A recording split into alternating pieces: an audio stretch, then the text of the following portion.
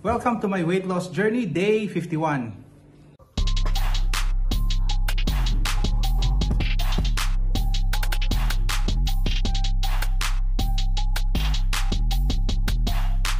First meal of the day natin, yan pa rin yung cabbage and chicken soup. Leftover kagabi. So yan muna ang ating first meal of the day. So let's eat. Oh my God, start na tayo ng ating daily ride. Dito tayo sa may Udaraya, Thailand, sa Abu Dhabi Udaraya Cycle Track. Kagaya ng kahapon, mahangin at sobrang lamig na hangin ngayon. Full shucks.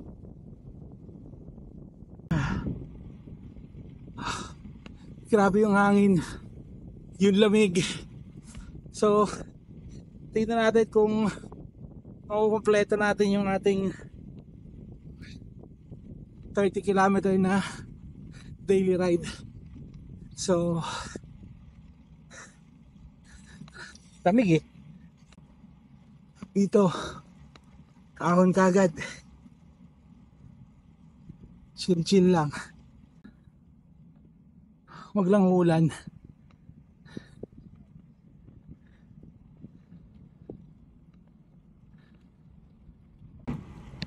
Ito kahit pa paano lumabas ng konti yung araw. Anong oras ba? 4:05, time check, 4 o'clock. Yan, kahit pa paano lumabas yung araw, pero malamig yung hangin. Tara, nasa pupa na tayo sa hangin. Oh my God, ito talaga literal tusok sa hangin. So far ang speed lang natin 15, 16. Parang bagyo Tsaka malamig yung hangin, mahapdi sa mukha.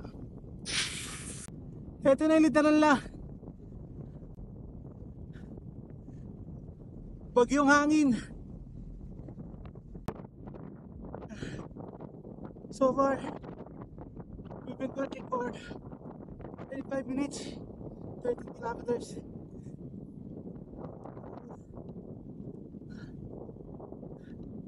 Almost halfway na tayo. So kakayanin natin ito. Pupunin natin yung ating 30 kilometers na daily ride. Kahit napakahirap ng cycle track na ito ngayon, kasi most of the part napakahangin. Hindi lang basta hangin, salubong sa hangin, tapos napakalakas. Ay!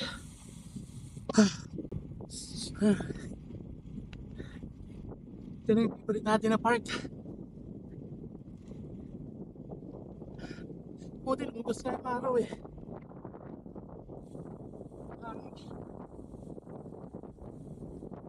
Yung hangin, nilirubo ko parang gusto ko taligid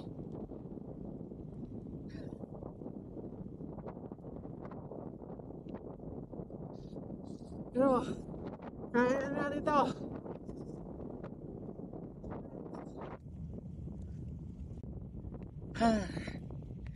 Gusto mag-rest? Mag-iisang ikot pa ako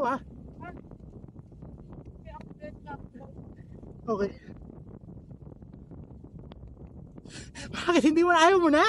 Daddy, yung kailangan ko ng tubig. Okay.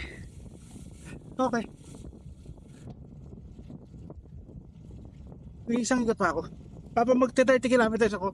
So far nakaka 13.6 kilometers pa lang ako. Di ba isang ikot 12? Sabi na dun sa inikutan natin 13. So more than.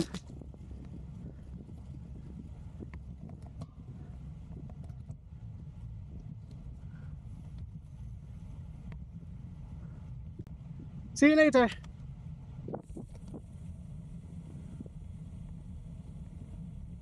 Ayaw na daw niya. Ako, pupunuin natin itong 30 kilometers. Kasi yan ang minimum natin. Kahit mahirap, pupunuin natin. Okay lang naman dahan-dahan eh.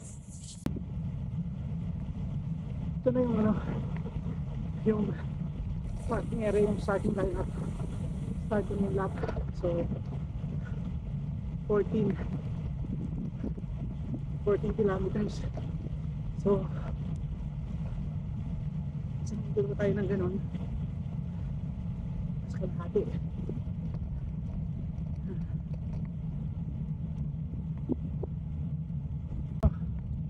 Pangalawang ikot na to.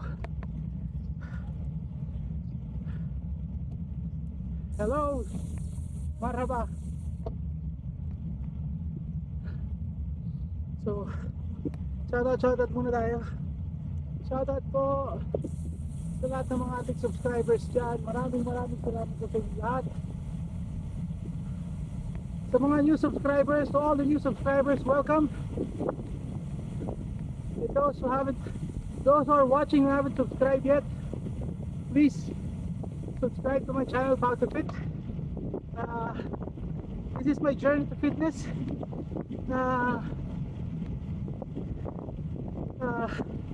Ayun, salamat po sa mga subscribers natin. Kayo po ang ating inspirasyon. So andito na ulit tayo sa may tulay na to.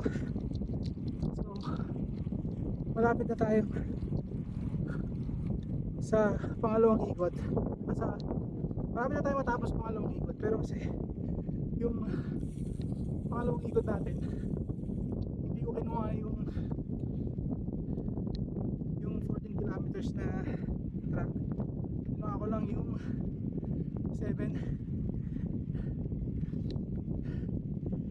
8 kilometers yata. Kinuha ko lang 8 kilometers. So isang ikot pa ulit doon para mapuno natin 30 kilometers natin. So medyo kasi kaya hindi ko kinuha yung mahabang track kasi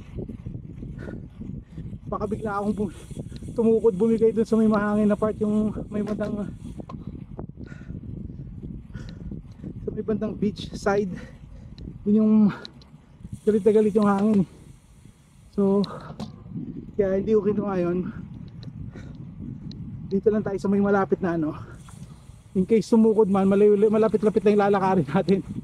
So far we've been biking for 58 minutes at ang ating na is 21 kilometers. So saktong isang ikot pa, 8 kilometers more, pupuno natin yung ating 30 kilometers. Medyo may nararamdaman tayo na konti yung sa tuhod natin. Medyo pag yung malakas yung hangin, nararamdaman mo may tumutusok sa tuhod eh. So kaya aalalay lang tayo, hindi tayo masyadong pupukpok. Bahala lang, kahit mabagal okay lang. Importante mapuno natin yung 30. Okay, so ito, pasok na tayo sa ating pangalawang ikot.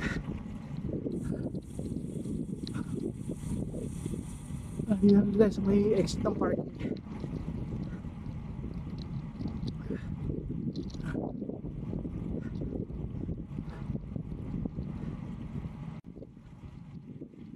Yung pangalawang ikot natin, dito tayo umikot pa ganyan. So ngayon, diretso ulit natin to yung 10 kilometer na track. So para papuno natin yung 30 at hindi na tayo paikot-ikot. Pwede na rin to. So nakaka 23 kilometers na tayo. So okay lang, tsagain lang natin kahit di naman mabilis. Importante tumatakbo yung bike. Oh, yeah. See you na. Tingnan natin sa exit. So dito from this side, ito kasi mula dito salubong na tayo sa hangin. Kasalubong tayo sa hangin ng mga 6 to 7 kilometers tayo, puro salubong lang sa hangin. So hindi ko naisip na dapat ginawa ko na lang ulit yung short lap. Pero since andito na tayo, salubungan na natin itong hangin na to.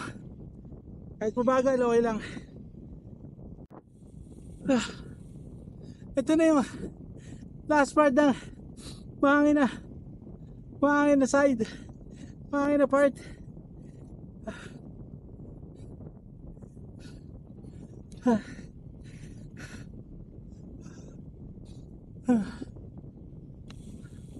So far we've been biking for 1 hour 23 minutes, 31 kilometers na tayo.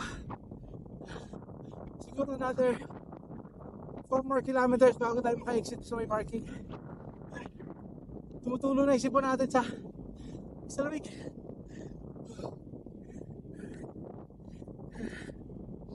Buti na lang, exit na.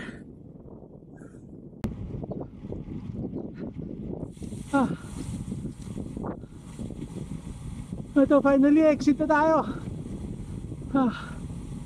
Grabe yun.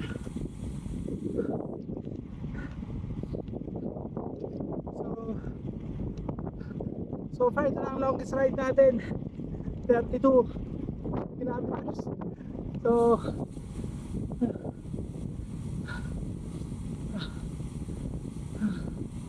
exit na tayo na yung parking. Pero sarap yung biking na yun. Yung sa mahangin na part, kahit tumukod tayo to, pero na-enjoy natin yun kasi feel mo yung ano na parang akala mo talagang may katuturan yung ginagawa mo na talagang workout, talagang exercise. So ito na tayo sa parking. Daming tao ngayon, maganda kasi panahon. I mean, kasi dito maganda yung panahon na yan dahil nga malamig.